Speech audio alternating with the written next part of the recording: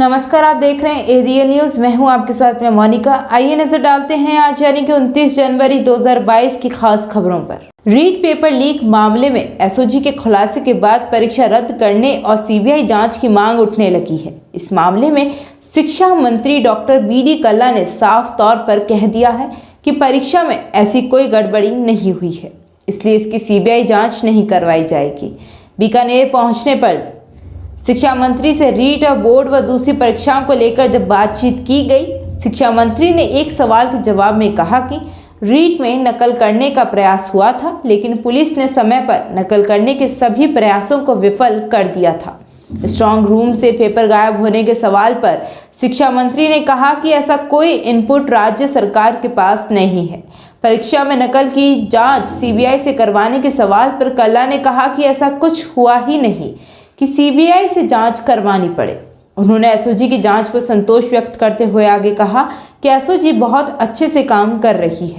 और इसी के साथ प्रदेश में लगातार 5वें दिन शहरों में न्यूनतम तापमान में गिरावट हुई है। करौली, चित्तौड़गढ़ में बीती रात पारा जमाव बिंदु के नजदीक पहुंच गया।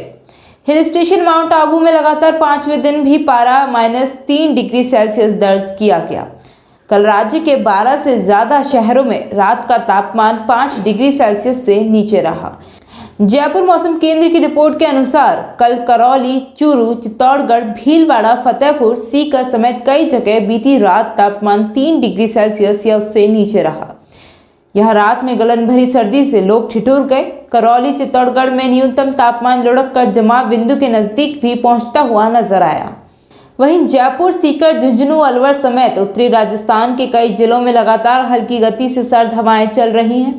जयपुर मौसम केंद्र के निदेशक राधेश्याम शर्मा ने बताया कि अगले एक सप्ताह तक राज्य में मौसम पूरी तरह शुष्क रहेगा। पूर्वी और उत्तरी राजस्थान के जिलों में कोल्ड वेव का जो असर है वो कल से थोड़ा कम होने लगा है। इससे रात के तापमान में भी मामूली राहत मिलने की उम्मीद जताई जा रही है। और इसी के साथ अलवर में 19 साल के युवक को बेल्ट, रस्सी और डंडे से पीट दिया गया। बात सिर्फ इतनी सी थी कि युवक ने रॉन्ग नंबर पर किसी महिला को फोन कर दिया था।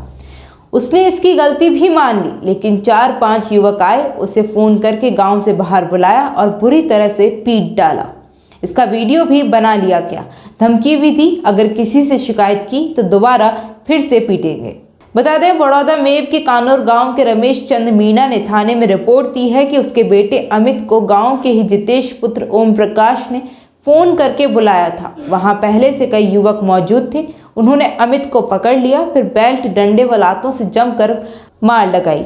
वीडियो बनाकर पीड़ित के मोबाइल पर भी भेज दिया गया। मामला 5-6 दिन पहले का है। पुलिस को घटना के बाद उसी दिन रिपोर्ट भी दे दी गई थी, लेकिन अब तक एक भी आरोपी नहीं पकड़ा गया। पुलिस का कहना है कि मामले की जांच चल रही है, आरोपी जल्द ही गिरफ्तार किए जाएंगे। और इसी के साथ जिले के कुचामन थाना क्षेत्र में शादीशुदा युवती के साथ गैंगरेप का मामला सामने आया है। 5 दिन पहले घर से गायब हुई पीड़िता ने खुद थाने में पहुंचकर अपने प्रेमी सहित कुल 4 आरोपियों के खिलाफ गैंगरेप का आरोप लगाया है। इससे पहले पीड़िता के परिजनों ने उसकी गुमशुदगी की रिपोर्ट दर्ज करा रखी थी। पीड़िता ने बताया कि प्रेमी उसे शादी का झांसा देकर बहला फुसला कर ले गया और अपने साथियों के साथ मिलकर गैंगरेप किया। कुचामन पुलिस से मिली जानकारी के अनुसार 5 दिन पहले क्षेत्र के गांव में एक शादीशुदा युवती अपने घर से गायब हो गई थी। परिजनों ने गुमशुदगी की भी रिपोर्ट दर्ज कराई थी। अब गुरुवार को अचानक वो युवती थाने पहुंची और अपने साथ गैंगरेप होने की बात बताते हुए 4 जनों के खिलाफ मामला दर्ज कराया। पीड़िता ने बताया कि पर्वतसर के रुनीजा गांव निवासी राजू नाम का युवक उससे शादी का झांसा देकर बहला फुसला कर अपने साथ ले गया। वहां हिरानी के आगे एक ढाणी में राजू और उसके साथ 3 अन्य युवकों ने उसके साथ दुष्कर्म किया। और इसी के साथ राजस्थान में एक लुटेरी दुल्हन को गिरफ्तार करने का मामला सामने आया है। फर्जी शादियां करने वाली गिरफ्तार लुटेरी दुल्हन अब तक 4 शादियां कर चुकी है। उसकी एक 6 साल की बेटी भी है। वो शादी के बाद 2 से 3 महीने से ज्यादा नहीं रुकती और मां की बीमारी का बहाना बनाकर फरार हो जाती है। उदयपुर पुलिस ने उसे गुरुवार को चित्तौड़गढ़ के निम्बाहेड़ा से गिरफ्तार किया था। लुटेरी दुल्हन जहां से गिरफ्तार की गई वहां भी फर्जी शादी करके ही गई थी।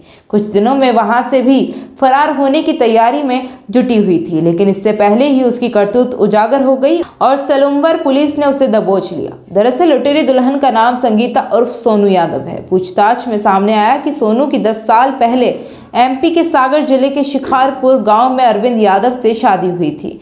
6 साल बाद अरविंद की कैंसर से मौत हो गई। इसके बाद सोनू मजदूरी करने लगी। इस बीच वहां एक मंदिर में आने वाले गुलाब सिंह से संपर्क में आई। गुलाब सिंह ने किसी से भी शादी कर 10 दिन रहने के लिए 50,000 रुपये का लालच दिया। इसके बाद दोनों ने मिलकर गिरोह बना लिया। इसमें गुलाब सिंह की पत्नी रजनी और रेखा नाम की महिला को भी शामिल किया गया।